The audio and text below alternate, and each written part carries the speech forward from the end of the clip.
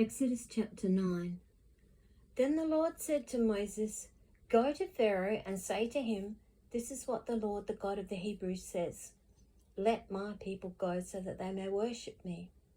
If you refuse to let them go and continue to hold them back, the hand of the Lord will bring a terrible plague on your livestock in the field, on your horses and donkeys and camels, and on your cattle and sheep and goats.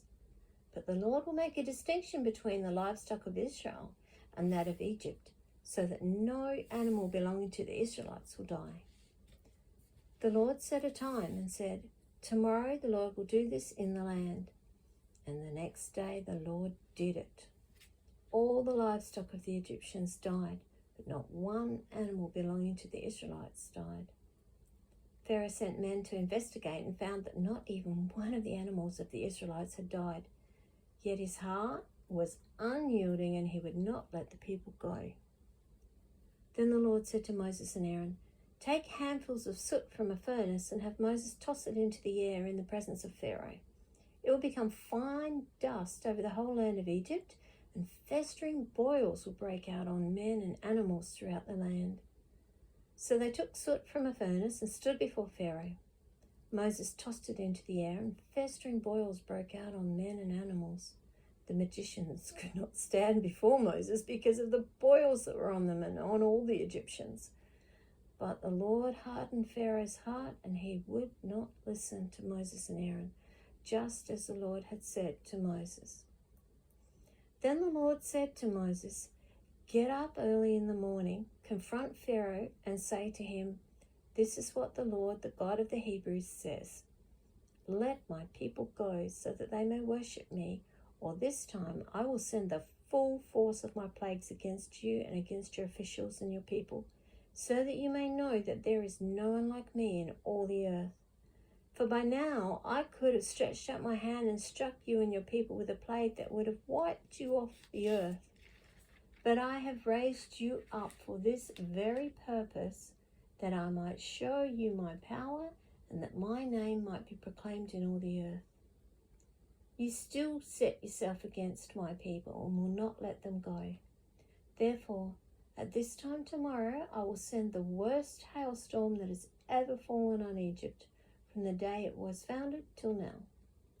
Give an order now to bring your livestock and everything you have in the field to a place of shelter, because the hail will fall on every man and animal that has not been brought in and is still out in the field, and they will die.'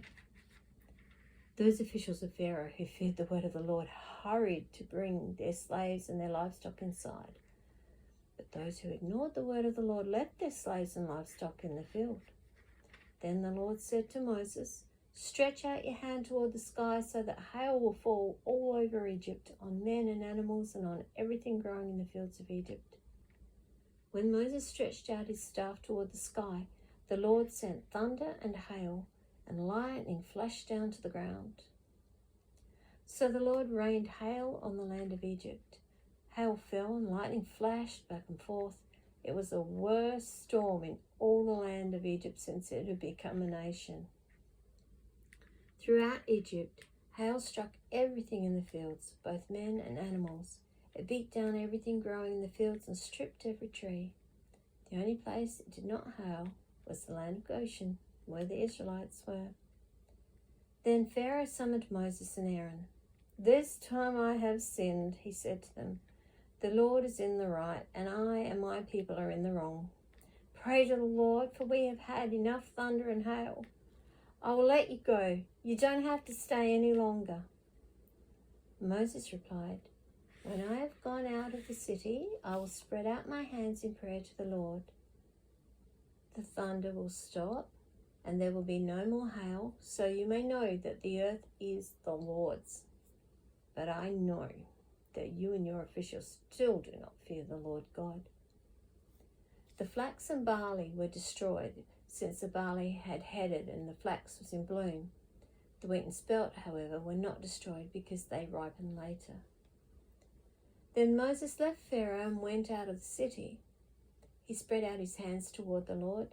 The thunder and hail stopped, and the rain no longer poured down on the land. When Pharaoh saw that the rain and hail and thunder had stopped, he sinned again. He and his officials hardened their hearts. So Pharaoh's heart was hard, and he would not let the Israelites go, just as the Lord had said through Moses.